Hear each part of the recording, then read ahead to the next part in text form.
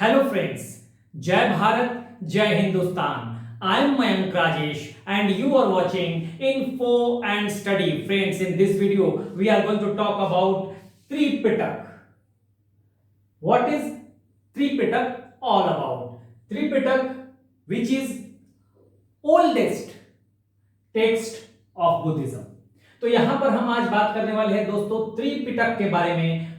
This is also called three baskets, तीन पिटारे, बौद्ध धर्म का प्राचीनतम ग्रंथ। ठीक है, देखिए मैंने तीन पिटारा भी बना दिया है, one basket, second basket and the third basket. ठीक है, तो तीन पिटारे आपके सामने हैं, एक, दो और तीन, क्योंकि त्रिपिटक जो बौद्ध धर्म के प्राचीनतम ग्रंथ हैं, जो अर्लीस्ट टेक्स्ट या ओल्डेस्ट टेक्स्ट हैं, उनको कहा जाता है त्रिपिटक। इनकी जो भाषा है वो पाली है, पाली में लिखे गए हैं ये ग्रंथ हैं, लेकिन चूंकि इनको तीन पिटारे या थ्री बास्केट कहा गया है, तो मैंने बास्केट में इनको रख दिया है ताकि आपकी अंडरस्टैंडिंग बेटर हो सके। ठीक है, वैसे हमने डिटेल लेक्चर में बुद्धिज्म जब मैंने पढ़ाया था तो वहां पे मैंने इसकी चर्चा की है। फिर भी देखिए एग्जामिनेशन पॉइंट ऑफ व्यू से बहुत इंपॉर्टेंट है त्रिपिटक। पहला बास्केट जो है यानी पहला पिटक, जिसको कि हम कहते हैं सुत्त पिटक, लेकिन पूरा नाम आपको करना है क्या? सुत्त पिटक सरमन। आपको पूरा याद रखना है। देखिए सुत्त पिटक सरमन, इससे क्या होगा? सुत्त पिटक, एक सर नेम लगा लीजिए, कहते हैं ना पवन मिश्रा, ठीक है, राजेश कुमार, तो एक सर नेम होता है। तो आप सुत्त पिटक समझ लीजिए कि मेन नेम है और सरमन जो है इसके साथ ये इसका सर नेम लगा हुआ है, उपनाम जो होता है। तो इस तरह से याद करेंगे तो आपको समस्या नहीं होगी कि अगर हम याद करते हैं कि सुत्त पिटक सरमन, सरमन का मतलब होता है उपदेश, तो सुत्त पिटक सरमन का मतलब सुत्त पिटक में क्या है? सरमन है, उपदेश है महात्मा बुद्ध के उपदेश किसमें है? सुत्त पिटक में है। देखिए अब आपको याद ही रखना है सुत्त पिटक सरमन। ठीक है, विनय पिटक संघा, अब यहां पर विनय पिटक संघा, विनय पिटक संघा, संघा का मतलब यहां पर जो है वो संघ के नियम और कानून, रूल्स एंड रेगुलेशन, तो इसलिए इसका मैंने सर नेम रख दिया है, विनय पिटक के साथ लगा दिया विनय पिटक संघा। ठीक है, अभिधम्म पिटक दर्शन, यानी कि अभिधम्म पिटक में क्या है? दर्शन है, फिलॉसफी की बातें हैं, दार्शनिक बातें हैं। तो इस तरह से तीन बातें हमने देखी अभी कि सुत्त पिटक, विनय पिटक और अभिधम्म पिटक, इन्हीं को हम कहते हैं त्रिपिटक। त्रिपिटक के तीन पार्ट, तीन बास्केट, तीन पिटारे, आप जो भी कहेंगे। ठीक है, ये ग्रंथ हैं लेकिन मैंने बास्केट बनाया हुआ है क्योंकि इनको बास्केट कहा गया है बौद्ध धर्म का। ठीक है, मैंने बताया आपको कैसे याद रखना है। देखिए एग्जामिनेशन पॉइंट ऑफ व्यू से याद रखने का तरीका होता है, तो मैं तरीका आपको बता रहा हूं। सुत्त पे आप याद रखिए, पहला पिटक सुत्त पिटक सरमन, पहला पिटक, पहला पार्ट, पहला बास्केट सुत्त पिटक सरमन, यानी इसका मतलब है कि सुत्त पिटक तो मेन नाम हो गया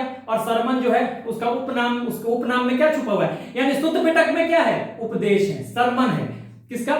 महात्मा बुद्ध का। वैसे ही विनय पिटक संघा, विनय पिटक संघा यानी कि इसमें संघ के नियम और कानून है, तो आपको ऐसे याद रखना है। अभिधम्म पिटक दर्शन, ठीक है, तो इसमें दार्शनिक बातें हैं, फिलॉसफी की बातें। देखिए पढ़ने का तरीका होता है, किसी चीज को अगर आप तरीका बना लेंगे ना तो ट्रिक्स याद करने के ऑटोमेटिक वो डेवलप होते जाते हैं, इसलिए आप इस तरह से पढ़े, सुत्त पिटक सरमन। ठीक है, एस सुत्त और सरमन। ठीक है, तो सुत्त पिटक सरमन ऐसे याद करें आप। पहला पिटारा क्या है? सुत्त पिटक सरमन, जिसमें आपको याद रखना है कि मेन नाम जो है सुत्त पिटक, मेन नाम जो है विनय पिटक, मेन नाम जो है अभिधम्म पिटक, इसके साथ हमने सरनेम लगा दिया है और वही सरनेम क्या बताता है कि उस ग्रंथ में या उस बास्केट में क्या है। सुत्त पिटक सरमन, सुत्त पिटक में क्या है भाई? सरमन है महात्मा बुद्ध के, सरमन का मतलब उपदेश। ठीक है, विनय पिटक संघा, अब संघ के बारे में है, तो संघ में क्या होता है भाई? संघ के नियम कानून की बातें हैं विनय पिटक संघा में, यानी विनय पिटक में संघ की बातें हैं। और अभिधम्म पिटक सरमन, सरमन का मतलब, अभिधम्म पिटक दर्शन, दर्शन का मतलब होता है फिलॉसफी, तो अभिधम्म पिटक में दार्शनिक बातें हैं, फिलॉसफी की बातें हैं। ठीक है, तो इस तरह से आपको याद रखना है। अगर तरीका आपको, अभी हम इस पे डिटेल बात भी करेंगे सब पे, अगर आपको दूसरा ट्रिक भी समझना है तो इसको समझिए। ठीक है, आप ऐसे याद रखिए, पहले मैंने सुत्त पिटक रखा है लेकिन अब आप ऐसे याद रखिए।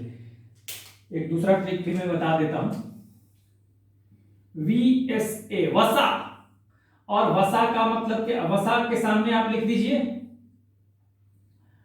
सूद, Sonu Sood, S double OD होगा वो सूद, लेकिन मैंने कहा सोनू सूद। बहुत सारा अच्छा काम कर रहे हैं आजकल सोनू सूद, कोरोना के पीरियड में जो फिल्म एक्टर है, ठीक है।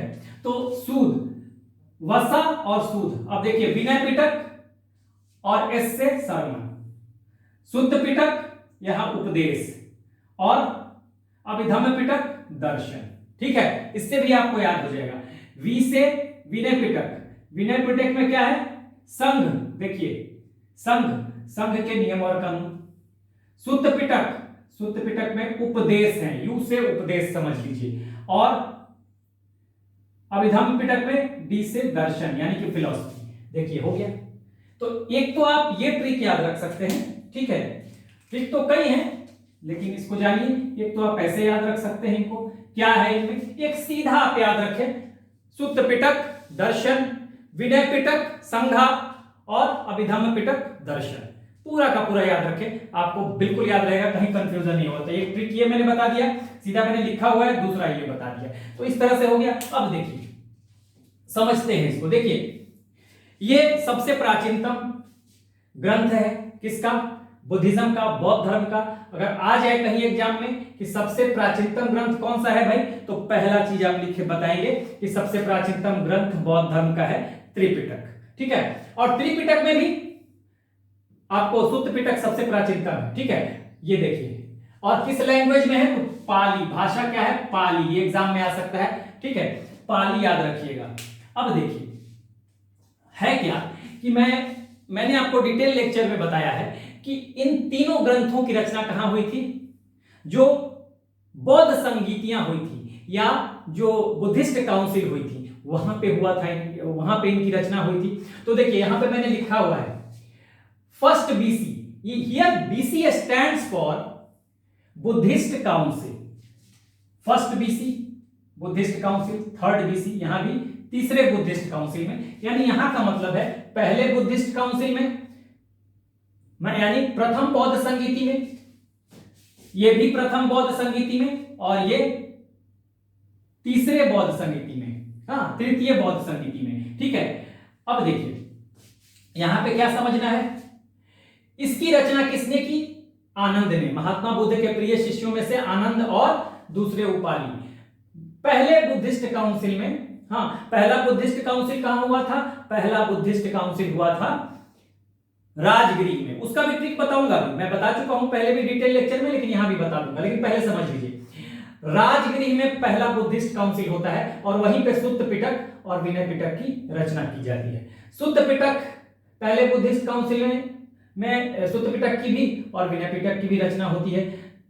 शुद्ध पिटक की रचना किसके द्वारा होती है? आनंद के द्वारा, ये महात्मा बुद्ध के शिष्य हैं। और विनय पिटक की रचना उपाली के द्वारा, ये भी महात्मा बुद्ध के शिष्य हैं, ठीक है, दोनों बहुत प्रिय शिष्य थे। तो यहां पर पता चल गया रचना किसने की, और इन लोगों ने इसका पाठ भी किया था, रिसाइट भी किया था। तो आ जाए रचना किसने की, या शुद्ध पिटक की जो रिसाइटेशन है वो किसने की? तो आनंद ने की। विनय पिटक की रिसाइटेशन किसने की? उपाली ने की। शुद्ध पिटक की रचना किसने की? आनंद ने की। विनय पिटक की रचना किसने की? उपाली ने की। कब किया? प्रथम बुद्धिस्ट काउंसिल में। कहां पे? तो राजगिरी में, ठीक है। तो प्रथम बुद्धिस्ट काउंसिल में ये घटना खत्म हो गई, ठीक है। और तीसरा बुद्धिस्ट काउंसिल, ठीक है, पाटलिपुत्र में होता है, जहां पे रचना होती है अभिधम्म पिटक की। हाँ, अभिधम्म पिटक की रचना होती है और इस पे पूरा प्रभाव है मोगलीपुत्र तिस्स का, जिन्होंने तीसरे बुद्धिस्ट काउंसिल यानी थर्ड बुद्धिस्ट काउंसिल यानी तीसरे बौद्ध संगीति की अध्यक्षता की थी। वो सारा मैं अभी बता दूंगा, ठीक है। तो आपको ध्यान रखना है इसका और इसका, शुद्ध पिटक का, विनय पिटक की रचना पहले बुद्धिस्ट काउंसिल में, हाँ, और अभिधम्म पिटक की रचना जो तीसरा बास्केट है, थर्ड बास्केट, उसकी रचना हुई तीसरे बुद्धिस्ट काउंसिल में, यानी कि थर्ड बुद्धिस्ट काउंसिल या तीसरे बौद्ध संगीति में, ठीक है।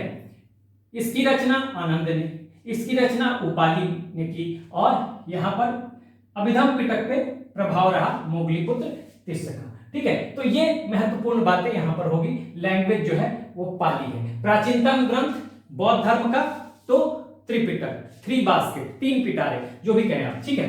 तो ये बात होगी। अच्छा, सबसे बड़ा इन तीनों में कौन सा है? सुत्त पिटक सबसे बड़ा है सुत्त पिटक, इसीलिए इसको कहा जाता है बौद्ध धर्म का विश्वकोश या बौद्ध धर्म का एनसाइक्लोपीडिया भी आप कह सकते हैं। स्पेलिंग अगर आप लिखना चाहें इंग्लिश में एनसाइक्लोपीडिया भी होता है, एनसाइक्लोपीडिया विश्वकोश। ठीक है, तो एग्जाम के लिए सवाल बनता है कि बौद्ध धर्म का विश्वकोश किसे कहते हैं? तो कहते हैं किसे भाई? सुत्त पिटक को। इन तीनों में सुत्त पिटक, विनय पिटक और अभिधम्म पिटक में, तीनों में सबसे बड़ा कौन है? सुत्त पिटक है। समझ में आ गया? ठीक है, अब देखिए इसके कई पार्ट हैं। किसके? सुत्त पिटक के। सुत्त पिटक के कई पार्ट हैं। ठीक है, देखिए दीर्घ निकाय, यहां से देख लीजिए, दीर्घ निकाय, मध्यम निकाय, संयुक्त निकाय, अंगुत्तर निकाय और खुद्दक निकाय, 5 पार्ट है। किसके? सुत्त पिटक के, इसलिए सबसे बड़ा है। ठीक है, इसमें है क्या? सरमन है, महात्मा बुद्ध के उपदेश है। अब दीर्घ निकाय में क्या है भाई? इंग्लिश में भी ऐसे ही लिखेंगे, दीर्घ निकाय, मध्यम निकाय, ठीक है ना, स्पेलिंग DIRGH, दीर्घ निकाय। निकाय का मतलब होता है समूह, ग्रुप। ग्रुप में कुछ चीजें रख दी गई, इनके सरमनों को, इनके सूक्तों को और कई बातों को समूहों में रखा गया, तो इसलिए निकाय कहा गया। ठीक है, कई जगह पे आपको ये लिखा हुआ मिल जाएगा आगम, दीर्घ आगम, मध्यम आगम, तो उससे घबराने की बात नहीं है। कई बार लोग इसको आगम भी कह देते हैं। ठीक है, क्योंकि प्राचीनतम ग्रंथों को आगम कहा जाता है बहुत सारे धर्मों में, तो इसलिए इसको भी आगम कह दिया जाता है। क्योंकि आगम, दीर्घ आगम, मध्यम आगम कहा गया है, तो कई बार कि भाई बौद्ध धर्म में आगम किसे कहा गया? तो सुत्त पिटक में जो ये पार्ट है इनको आगम कहा गया। लेकिन अगर आता है एग्जाम में, मैंने पहले भी बताया है कि आगमों का संबंध किससे है? तो जैन धर्म से। जैन धर्म के जो साहित्य हैं उनको आगम कहा ही जाता है। तो वहां कंफ्यूज मत होइएगा कि आप ये लिख दीजिएगा, ठीक है ना। आप आगमों का संबंध किससे है? तो जैन धर्म से। ठीक है, अब देखिए दीर्घ निकाय का मतलब, दीर्घ मतलब बड़ा, लॉन्ग सरमन। लॉन्ग सरमन यानी कि बड़े उपदेश महात्मा बुद्ध के जो हैं वो दीर्घ निकाय में है। और दूसरी बात क्या है यहाँ पे महापरिनिर्वाण। महापरिनिर्वाण क्या होता है? महात्मा बुद्ध की मृत्यु की बात है, ठीक है ना। महापरिनिर्वाण महात्मा बुद्ध के मृत्यु की बात है। ठीक है, तो यहां पे देखिए मैंने पहले भी बताया है कि 3 शब्दों पे आपको ध्यान रखना है, निर्वाण, परिनिर्वाण और महापरिनिर्वाण। निर्वाण का मतलब होता है ज्ञान की प्राप्ति, बहुत लोग समझ लेते हैं मौत, नहीं। निर्वाण की प्राप्ति, ज्ञान की, निर्वाण का मतलब ज्ञान की प्राप्ति, जो महात्मा बुद्ध को बोध गया में हुआ, पीपल के पेड़ के नीचे। ठीक है, तो वो निर्वाण है, यानी कि इसी जन्म में हमको ज्ञान की प्राप्ति हो गई, हम माया मोह से निकल चुके हैं, जीवन के बंधनों से निकल गए। हाँ, तो वो कहा जाता है निर्वाण प्राप्त, when you attain enlightenment, that is called निर्वाण। हाँ, और वो इसी जीवन में, ठीक है ना, इसी जीवन में। तो निर्वाण का मतलब ध्यान रखिएगा, ज्ञान की प्राप्ति। हाँ, बुद्ध हो गए ये, तो ज्ञान की प्राप्ति हो गई, ज्ञान मिल गया, एनलाइटेंड हो गए ये, तो उसको कहा जाएगा निर्वाण, इसी जन्म में, मौत नहीं होती है। परिनिर्वाण का मतलब होता है बौद्ध धर्म में मौत, मृत्यु। लेकिन महापरिनिर्वाण का मतलब भी मृत्यु ही होता है, लेकिन महापरिनिर्वाण का संबंध महापुरुषों से है। अगर किसी महापुरुष की मौत होती है बौद्ध धर्म में, तो उसको महापरिनिर्वाण कहा गया है। और सिर्फ महापरिनिर्वाण जो शब्द है वो सिर्फ इस्तेमाल किया गया है बुद्ध की मृत्यु के लिए। अब तक सिर्फ महात्मा बुद्ध के लिए इस्तेमाल किया गया है महापरिनिर्वाण। इट मींस निर्वाण का मतलब ज्ञान की प्राप्ति इसी जन्म में, परिनिर्वाण का मतलब मृत्यु, और महापरिनिर्वाण का मतलब भी मृत्यु, लेकिन वो किसी महापुरुष के संबंध में होता है। और महापरिनिर्वाण अभी तक केवल महात्मा बुद्ध की मृत्यु के लिए यह शब्द इस्तेमाल किया गया है। तो 2 बातें यहां पर है। मध्यम निकाय में मिडिल एंड शॉर्ट सरमन कहा जाता है कि मध्यम, ज्यादातर मध्यम ही है, लेकिन कुछ शॉर्ट हो सकते हैं। ठीक है, मिडिल मतलब आपको मध्यम साइज के जो सरमन है, इसमें तो लंबे लंबे सरमन है, लंबे लंबे उपदेश है, इसमें मध्यम और छोटे साइज के हैं। संयुक्त निकाय में देखिए कुछ महत्वपूर्ण बातें हैं, जैसे मध्यम प्रतिपदा। ठीक है, मध्यम प्रतिपदा, मध्यम प्रतिपदा क्या है भाई? इसी को कहते हैं मिडिल पाथ। बौद्ध धर्म की शिक्षाओं में, महात्मा बुद्ध की शिक्षाओं में मिडिल पाथ भी एक है, जिसमें कहा गया है कि ना ही आपको बहुत ज्यादा लग्जरियस लाइफ व्यतीत करना, आराम तलब हो जाना है, ना ही बहुत ज्यादा काया क्लेश वाली, दरिद्रता वाली, बहुत तप वाला जीवन जीना है। आपको मध्यम मार्ग अपनाना है। तो मध्यम मार्ग इसको कहा, मध्यम प्रतिपदा का मतलब मध्यम मार्ग। 8 fold path, eight fold path आपको बुद्धिज्म में कहा गया है। क्या है भाई एट फोल्ड पाथ? तो एट फोल्ड पाथ जो है हमने आपको बताया था। हाँ, ये किसमें है? देखिए संयुक्त निकाय में, संयुक्त निकाय में सब कुछ है, देख लीजिए संयुक्त निकाय में। आप एक स्क्रीनशॉट भी पहले ले लीजिए, ठीक है, स्क्रीनशॉट ले सकते हैं, उसके बाद मैं बता देता हूं, स्क्रीनशॉट ले लीजिए, ठीक है। अब देखिए यहां पर पहली बात मध्यम प्रतिपदा की बात है, दूसरी बात एट फोल्ड पाथ। अब इसका शॉर्ट फॉर्म मैंने बनाया हुआ था ओड्सलियन। ऑब्जर्वेशन, ओ से O stands for observation, D stands for determination. Observation का मतलब दृष्टि, डिटर्मिनेशन का मतलब संकल्प, स्पीच वाक बोलना, एल से लाइवलीहुड आजीव, ठीक है ना, ई से एक्सरसाइज, ठीक है, व्यायाम, सम्यक व्यायाम, अभी मैं बता दूंगा। ए से एक्शन कर्म, एक एम से मेमोरी स्मृति, और एक एम से मेडिटेशन समाधि। यानी कि देखिए ऑब्जर्वेशन यानी राइट ऑब्जर्वेशन, राइट ऑब्जर्वेशन इसका मैं हिंदी में ही बता दूंगा। देखिए राइट ऑब्जर्वेशन मतलब सम्यक दृष्टि, ठीक है, सम्यक दृष्टि। हाँ, उचित अनुचित क्या है इस पे, हाँ आपको दृष्टि रखनी है, क्या सही है क्या गलत है। सम्यक संकल्प डिटर्मिनेशन, राइट डिटर्मिनेशन यानी कि सम्यक संकल्प। सब कुछ राइट का मतलब या सम्यक का मतलब उचित, ठीक है ना। यहां तो मैं बहुत डिटेल नहीं जा सकता, डिटेल लेक्चर में मैंने बताया हुआ। सम्यक वाक यानी कि राइट स्पीच, एस से राइट स्पीच, राइट स्पीच का मतलब आपको सोच समझ के बोलना है, सही बातें बोलनी है, धर्म सम्मत बातें बोलनी है, ये राइट स्पीच का मतलब है। उसी तरह राइट लाइवलीहुड यानी कि राइट लाइवलीहुड यानी कि सम्यक आजीव, ठीक है, जीवन को सही ढंग से जीना है, ठीक है, अपने मतलब सही ढंग से जीने का मतलब अपना चारित्रिक पतन नहीं होने देना है, ठीक है, मोरल वैल्यूज होना चाहिए आपके जीवन में, इसी को सम्यक आजीव बोलते हैं या राइट लाइवलीहुड कहते हैं, ठीक है। उसी के साथ सम्यक व्यायाम यानी राइट एक्सरसाइज, किसी चीज की प्राप्ति करनी है, कुछ भी करना है तो उसके लिए सही प्रयत्न, उचित प्रयत्न होना चाहिए, सम्यक प्रयत्न होना चाहिए, ठीक है। तो राइट एक्सरसाइज इसको कहा गया है या सम्यक व्यायाम कहा गया है। राइट एक्शन, सम्यक कर्म, कर्म आपके जो होने चाहिए उचित होने चाहिए, अच्छे होने चाहिए, सदकर्म होने चाहिए। राइट एक्शन यानी कि सम्यक कर्म, सम्यक का मतलब उचित, राइट का मतलब उचित, ठीक है, सब कुछ मतलब उचित होना चाहिए। उसके बाद मेमोरी, राइट मेमोरी, ठीक है ना, यानी कि सम्यक स्मृति, स्मृति में अच्छी बातें हो, ठीक है ना, आपके स्मृति में अच्छी बातें हो, तो ये write memory and right meditation, सम्यक समाधि, आपका कंसंट्रेशन जो हो उचित हो, एकाग्रता जो हो सम्यक हो, उचित हो, तभी तो आप अच्छा करेंगे जीवन में, आपका मोरल वैल्यूज बना रहेगा। तो सबका मतलब एक ही है लगभग, राइट राइट राइट यानी सम्यक सम्यक सम्यक सम्यक यानी कि सब कुछ उचित होना चाहिए। तो मैंने एक शॉर्ट फॉर्म बना लिया था ओड्सलियन, आप याद रखिएगा, एट फोल्ड पाथ ये है। प्रतीत्य समुत्पाद, इसी को हम कहते हैं थियरी ऑफ डिपेंडेंट ओरिजिनेशन, इसको कहते हैं कार्य कारण सिद्धांत, ये भी लिख लीजिए, कार्य कारण सिद्धांत यानी कि कॉज एंड इवेंट थियरी भी इसको कह सकते हैं, या थियरी ऑफ या चेन ऑफ डिपेंडेंट ओरिजिनेशन अंग्रेजी में कहते हैं। अब देखिए इसका मतलब क्या है, कार्य कारण सिद्धांत का मतलब कि किसी न किसी कोई ना कोई जो कार्य होता है, जो भी कार्य होता है उसके पीछे कोई ना कोई कारण होता है। जैसे दुख का कारण क्या है, जन्म है, महात्मा बुद्ध ने बताया, और जन्म का कारण क्या है, आपके कर्म है। इसी जन्म और मरण से तो मुक्ति पाना है आपको, ठीक है ना। तो इसी को कहता है कि किसी न किसी मतलब कहा जाता है कि किसी न किसी किसी कार्य के पीछे कोई ना कोई कारण होता है, कॉज होता है, ठीक है। यदि आप जन्म लेते हैं तो उसका कारण क्या है, आपके कर्म फल।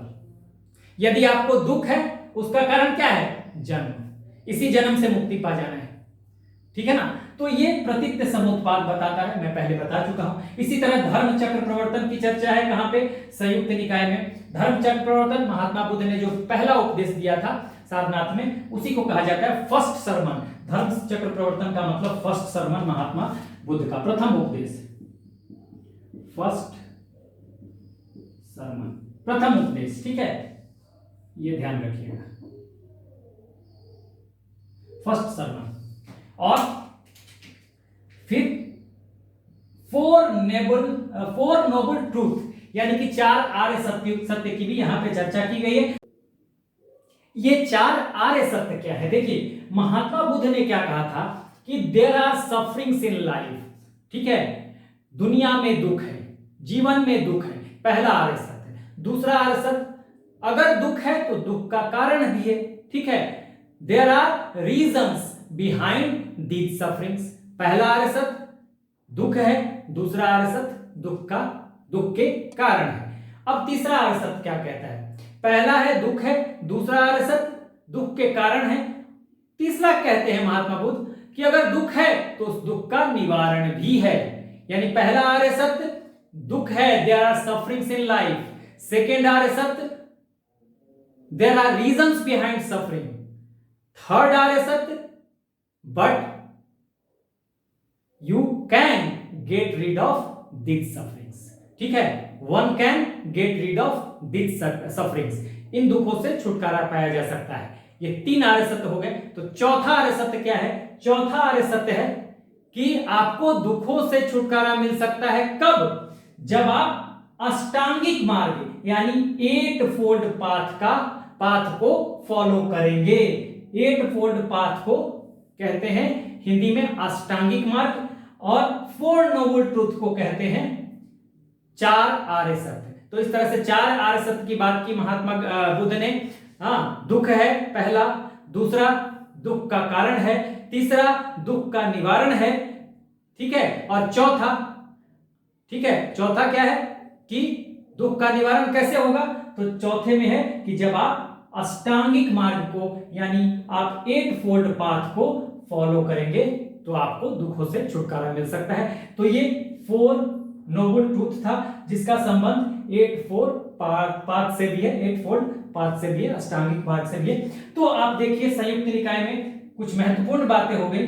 मिडिल पाथ यानी मध्यम प्रतिपदा, अष्टांगिक मार्ग यानी 8 फोल्ड पाथ, प्रतीक्त समुत्पाद यानी कार्य कारण सिद्धांत, इसी को अंग्रेजी में कहते हैं कॉज इवेंट थियरी या चेन ऑफ डिपेंडेंट ओरिजिनेशन, ठीक है, धर्म चक्र प्रवर्तन पहला उपदेश महात्मा बुद्ध का, ठीक है, और 4 नोबल ट्रूथ 4 आर्य सत्य। तो ये कहां पे है? संयुक्त निकाय में, ठीक है। तो ये आपको ध्यान रखना है। अंगुत्तर निकाय में देखिए जो सुत्त पिटक का चौथा पार्ट है अंगुत्तर निकाय, उसमें 16 महाजनपदों की चर्चा है। जब मैं महाजनपद पढ़ा रहा था वहां भी मैंने बताया था कि जो सोर्सेज हैं महाजनपद के, जो स्रोत हैं, वो एक तो स्रोत है अंगुत्तर निकाय और दूसरा है अंगुत्तर निकाय बौद्ध टेक्स्ट हो गया, बुद्धिज्म वाला पार्ट, बुद्धिज्म मतलब बौद्ध ग्रंथ हो गया, और दूसरा जैन ग्रंथ भी है। जैन टेक्स्ट है कौन सा? भगवती सूत्र। उसमें भी आपको महाजनपदों के बारे में जानकारी है। तो 16 महाजनपद की जानकारी कहां से मिलती है? अंगुत्तर निकाय से। बहुत इंपॉर्टेंट है, आ जाता है एग्जाम में। और खुद्दक निकाय में जातक कथाएं हैं, यानी जातक कथा क्या होती है? जातक कथा, इसमें महात्मा बुद्ध के पूर्व जन्मों की कहानी है, ठीक है, pre birth story of pre birth of Mahatma Buddha. इसमें क्या है? स्टोरी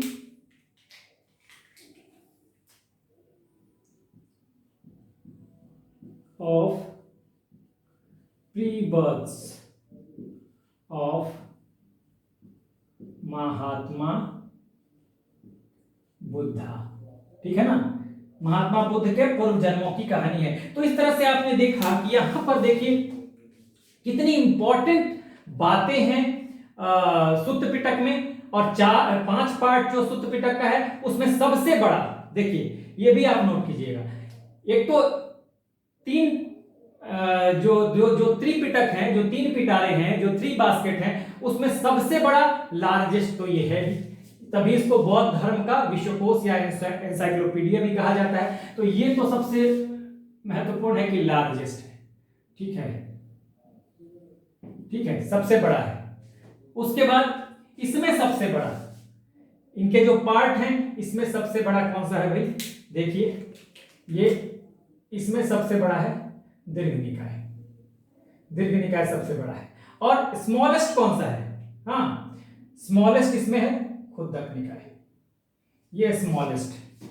तो ये भी आप लिख सकते हैं, ये स्मॉलेस्ट है, खुद्दक निकाय स्मॉलेस्ट। ठीक है, तो अब तक हमने जो एग्जामिनेशन पॉइंट ऑफ व्यू से देखा वो देखिए, त्रिपिटक प्राचीनतम ग्रंथ किसके, बौद्ध धर्म के। ठीक है, इनके कौन कौन से पार्ट हैं, सुत्त पिटक, विनय पिटक और अभिधम्म पिटक। हम याद रखेंगे सुत्त पिटक सरमन, पूरा नाम याद रखेंगे, पूरा नाम तो नहीं है, पूरा नाम सुत्त पिटक है, लेकिन सरमन लगा के रखेंगे तो यानी कि इसमें सरमन की बातें हैं, उपदेश है। ठीक है, विनय पिटक संघा। अब विनय पिटक संघा की जो बात है, संघ के रूल्स और रेगुलेशन इसमें है। ठीक है, ये मैं मिटा रहा हूं, ये यहां मैं मिटा रहा हूं, देखिएगा इसको।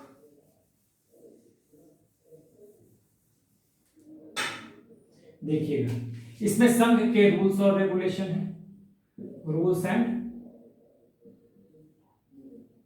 रेगुलेशंस, मतलब भिक्षु भिक्षुणियों के लिए क्या क्या नियम कानून होने चाहिए, प्रतिदिन उनको कौन कौन से नियमों का पालन करना चाहिए, वो विनय पिटक में है, विनय पिटक में है। ठीक है, और अभिधम्म पिटक में तो दर्शन यानी फिलॉसफी, दर्शन का मतलब फिलॉसफी होता है, तो ये है यहां पर। तो देखिए, यहां याद रखना है आपको, त्रिपिटक किस लैंग्वेज में है, पाली में है। ठीक है, प्राचीनतम ग्रंथ है बौद्ध धर्म का। त्रिपिटक में सुत्त पिटक सबसे बड़ा है, और दो और हैं, कौन कौन से, विनय पिटक और अभिधम्म पिटक। ठीक है, इसे बौद्ध धर्म का एनसाइक्लोपीडिया या विश्वकोश भी कहा जाता है। किसे कहा जाता है, एग्जाम में आ जाए तो सुत्त पिटक को कहा जाता है। सुत्त पिटक के 5 पार्ट हैं, दीर्घ निकाय, मध्यम निकाय, संयुक्त निकाय, अंगुत्तर निकाय, खुद्दक निकाय। दीर्घ निकाय सबसे बड़ा, खुद्दक निकाय सबसे छोटा। ठीक है, क्या है इसमें दीर्घ निकाय में, बहुत इंपॉर्टेंट, बड़े सरमन, लॉन्ग सरमन, बड़े उपदेश और महापरिनिर्वाण। महापरिनिर्वाण का मतलब बुद्ध के मृत्यु के बारे में जानकारी है। मध्यम निकाय में मिडिल एंड शॉर्ट सरमन। ठीक है, खुद्दक निकाय में भी कहा जाता है कि शॉर्ट सरमन है। ठीक है, संयुक्त निकाय में मध्यम प्रतिपदा यानी middle path, eight fold path यानी अष्टांगिक मार्ग, प्रतीत समुत्पाद यानी कार्य कारण सिद्धांत। ठीक है, यानी चेन ऑफ डिपेंडेंट ओरिजिनेशन की बात इसमें कही गई है। कॉज एंड इवेंट थियरी भी इसको आप कह सकते हैं। धर्म चक्र प्रवर्तन, पहले उपदेश फर्स्ट सरमन की बात है, और 4 नोबल ट्रूथ यानी कि 4 आर्य सत्य की बात है किसमें, संयुक्त निकाय में। अंगुत्तर निकाय 16 महाजनपद, ये तो बौद्ध टेक्स्ट हो गया जिसमें महाजनपदों की जानकारी है, 16 महाजनपदों के बारे में बताया गया है। ये स्रोत है 16 महाजनपदों के, और दूसरा स्रोत है जैन टेक्स्ट भगवती सूत्र, याद रखिएगा। महावस्तु भी है, वो भी बौद्ध टेक्स्ट है, लेकिन मेनली आपको अंगुत्तर निकाय और कौन सा, भगवती सूत्र। और खुद्दक निकाय में जातक कथाएं हैं। जातक कथाएं क्या होती हैं, इसमें महात्मा बुद्ध के पूर्व जन्मों की कहानी है। ठीक है, कहानियां हैं। तो ये यहां तक हमने समझ लिया। अब एक बात आपको और समझना है कि देखिए, एग्जामिनेशन पॉइंट ऑफ व्यू से बहुत इंपॉर्टेंट है ये सब चीजें। ठीक है, उसके बाद मैंने ये शुरुआत में ही बताया था कि जो ये त्रिपिटक लिखे गए हैं ये बौद्ध संगतियों में लिखे गए हैं, यानी बुद्धिस्ट काउंसिल्स में लिखे गए हैं। पहले बुद्धिस्ट काउंसिल में ये दोनों लिखे गए। ठीक है, पहले बुद्धिस्ट काउंसिल में ये दोनों लिखे गए। अब याद रखने वाली बात जो है, ये दोनों पहले बुद्धिस्ट काउंसिल में, इसमें क्या है, इसमें सरमन है। ठीक है, इसमें उपदेश है। ठीक है, इसमें उपदेश है। इसमें क्या है, तो इसमें संघ का रूल्स और रेगुलेशन है। ठीक है, पहला बुद्धिस्ट काउंसिल कहां हुआ, तो राजगृह में। कहां पे लिखा गया था, राजगृह में ही इसका रिसाइटेशन हुआ था। फर्स्ट बुद्धिस्ट काउंसिल या प्रथम बौद्ध संगति जो हुई थी राजगृह में हुई थी। अभी मैं उसका वैल्यू कैसे याद रखेंगे वो भी बता दूंगा। 4 बौद्ध संगतियां हुई थी। इसको आनंद ने रिसाइट किया था, याद रखिएगा, और इसको रिसाइट किया था उपाली ने। या रचना की भी बात किसने रचना की थी, तो आनंद ने इसकी की थी, और इसकी की थी उपाली ने। अभिधम्म पिटक की रचना तीसरे बुद्धिस्ट काउंसिल में हुई थी, यानी थर्ड बुद्धिस्ट काउंसिल में, तीसरे बौद्ध संगति में। इस पे प्रभाव किसका रहा, मोगलीपुत्र तिस्स का। ठीक है, तो ये आपको ध्यान रखना है, आनंद, उपाली, ये सब जरूर याद रखना है। ठीक है, तो ये तो हो गया। अब आते हैं कि भाई इनकी रचनाएं तो हुई थी बौद्ध संगतियों में, यानी बुद्धिस्ट काउंसिल्स में। 4 बुद्धिस्ट काउंसिल हुए थे, उसको याद करने का तरीका भी आप समझ लीजिए। ये मैं मिटा रहा हूं, आप स्क्रीनशॉट ले लीजिए चाहे पहले भी आप ले चुके हैं, ठीक है। अब ये मैं मिटा रहा हूं, आपको बौद्ध संगतियों के बारे में भी थोड़ा सा इसी में बता देता हूं, केवल ट्रिक, ताकि आप उसे याद रख सके। देखिए यहां पे मैं बताता हूं, एक लाइन लिखिए। देखिए पहले बौद्ध संगतियों के बारे में, 4 बौद्ध संगतियां हुई थी, 4 बौद्ध संगतियां। देखिए मैं लिख रहा हूं, आज कल आनंद करो, ठीक है, आज कल आनंद करो। देखिएगा ये मैं लिखवा चुका हूं पहले भी। ये हो गया है रूलर, जो शासक थे बौद्ध संगतियों के दौरान, ठीक है, रूलर्स, ठीक है। उसके बाद वेन्यू, वेन्यू मतलब कहां कहां हुआ, ध्यान रखिएगा, रा व पा क, यानी ये तो पूरा रखना है सेंटेंस याद। ये आपका हो गया शॉर्ट फॉर्म राव पाक, ठीक है। उसके बाद प्रेसिडेंट या चेयरमैन जो भी है, कैसे याद रखेंगे, मो स, मॉस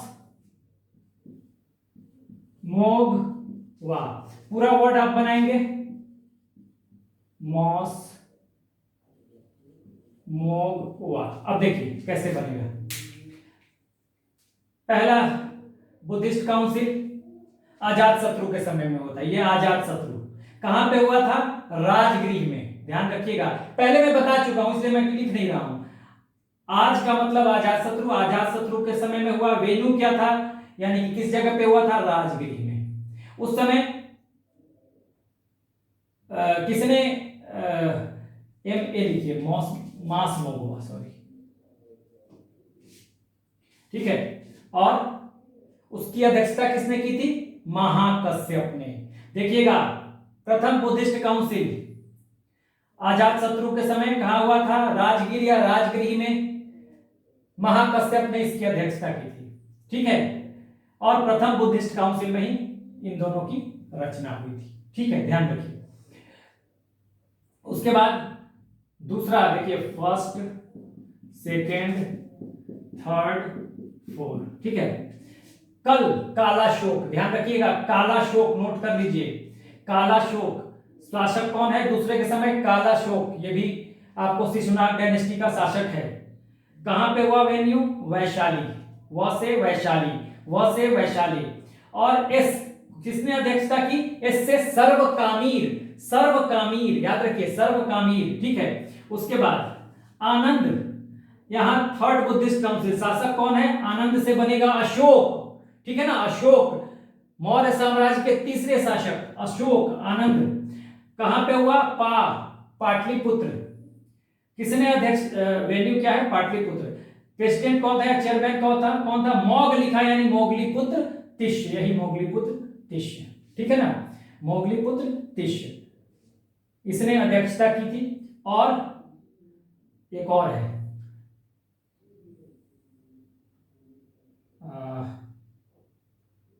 1 2 3, हाँ 4 तो ही है। तो मोगलीपुत्र तिष्य, और ये तीसरा ही, हाँ हाँ एक और है, ठीक है। और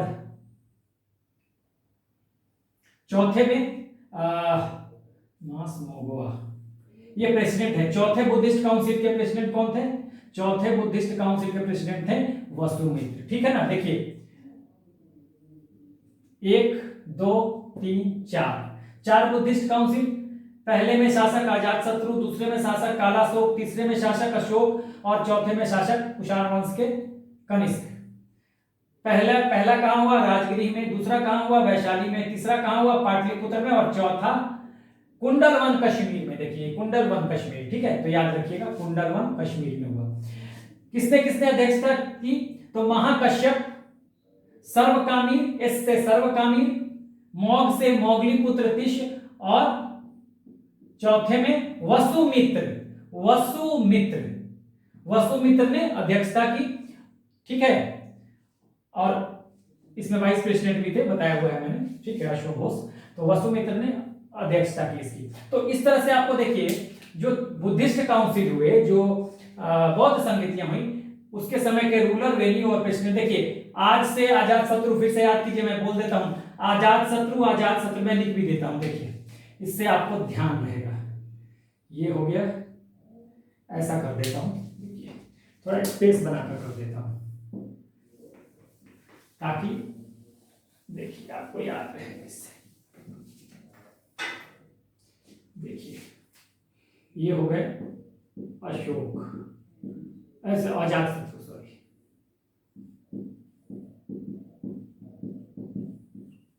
शत्रु, कालाशोक, ये हो गए अशोक, और ये हो गए कनिष्क। ये चारों शासक हो गए, ठीक है। उसके बाद देखिए वेन्यू, वेन्यू मैंने बताया था रा, यानी कि राजगृह, राजगृह, व यानी कि वैशाली, ठीक है। यहां पे पा, पाटलिपुत्र, ठीक है। राव, सॉरी मैंने सामने सामने नहीं, यहाँ पे वो होगा वैशाली, ठीक है। पाटलिपुत्र, क ये कश्मीर, कुंडलवन कश्मीर, याद रखिएगा कुंडलवन कश्मीर में हुआ था। उसके बाद प्रेसिडेंट, अध्यक्ष कौन कौन से थे देखिए, मॉस,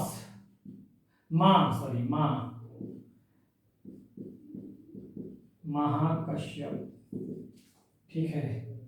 एस से सर्वकामिल, कहीं कहीं सर्वकामिनी भी लिखा हुआ मिलेगा, सर्वकामिल,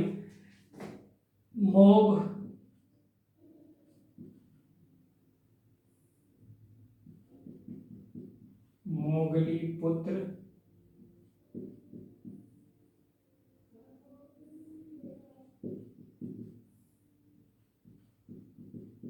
तिस, यही मोगलीपुत्र तिस होंगे, ठीक है। और चौथा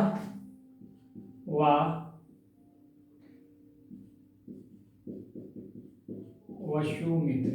देखिए अगर भाई जी कट भी गया होगा तो बोल रहा हूं यहाँ पे वसुमित्र, ठीक है। तो आज कल आनंद करो तो आप याद रखिएगा, राव पाक, यहाँ वेन्यू को याद रखना है, राव पाक। हाँ, इससे आपको क्लियर है। रा से राजगिरी, व से वैशाली, पा से पाटलिपुत्र, क से कुंडलवन कश्मीर, ठीक है। प्रेसिडेंट मास मोगवा, देखिए यहाँ पे मास मोगवा। देखिए तो एक एक वर्ड, एक पूरा लाइन याद रखना है और एक एक वर्ड याद। राव पाक, वेन्यू कहाँ है, राव पाक, वेन्यू कहाँ है, राव पाक, किसका, चारों बुद्धिस्ट काउंसिल का। राजगिरी, व से वैशाली, पा से पाटलिपुत्र, क से कुंडलवन कश्मीर लिखा हुआ है। वैसे ही प्रेसिडेंट किस किसने अध्यक्षता की, तो महाकश्यप ने पहले बुद्धिस्ट काउंसिल की अध्यक्षता की, सर्वकामिल ने दूसरे विश्व बौद्ध संगति की अध्यक्षता की, मोगलीपुत्र तिष्य ने की तीसरे बुद्धिस्ट काउंसिल की अध्यक्षता, और वसुमित्र ने की चौथे बुद्धिस्ट काउंसिल की अध्यक्षता। मास मोगवा, एक वर्ड बन गया, ये बन गया राव पाक। अब ये भी सवाल आ सकता है कि जिस समय शुद्ध पिटक की रचना की गई जिस बुद्धिस्ट काउंसिल में, उस बुद्धिस्ट काउंसिल का अध्यक्ष कौन था, नहीं देगा, प्रथम था कि द्वितीय था। जिस बुद्धिस्ट काउंसिल में, हाँ, या जिस बौद्ध संगति में शुद्ध पिटक की रचना की गई, उस बुद्धिस्ट काउंसिल की या उस बौद्ध संगति की अध्यक्षता किसने की। जिस बुद्धिस्ट काउंसिल में अभिधम्म पिटक की रचना हुई, उसकी अध्यक्षता किसने की, तो मोगलीपुत्र तिष्य ने की। देखिए तीसरे बुद्धिस्ट काउंसिल का किया था मोगलीपुत्र तिष्य ने। तो अगर चाहें तो आप इसमें एक कॉलम भी बना लें, अगर आपको लगता है कि दिक्कत आ सकती है। देखिए कॉलम बना लीजिए, ऐसे कॉलम बना लीजिए, बस बात खत्म, ये बन गया, ठीक है। ऐसे बन गया कॉलम, टेबल बन गया आपका अलग अलग, ठीक है ना। तो इस तरह से हमने क्या देखा कि हमने एक ट्रिक भी सीख लिया, चारों बुद्धिस्ट काउंसिल को हमें कैसे याद रखना है, ठीक है ना। रूलर्स है ये, शासक कौन है, स्थान कौन सा है, वेन्यू का मतलब स्थान, वेन्यू, वेन्यू की, वेन्यू ऐसे लिखा जाएगा, वेन्यू शासक स्थान अध्यक्षता। ठीक है, तो ये सारी चीजें हमने समझ ली त्रिपिटक के बारे में। So this is the end of the video. Do like, share and subscribe. Take care, keep smiling.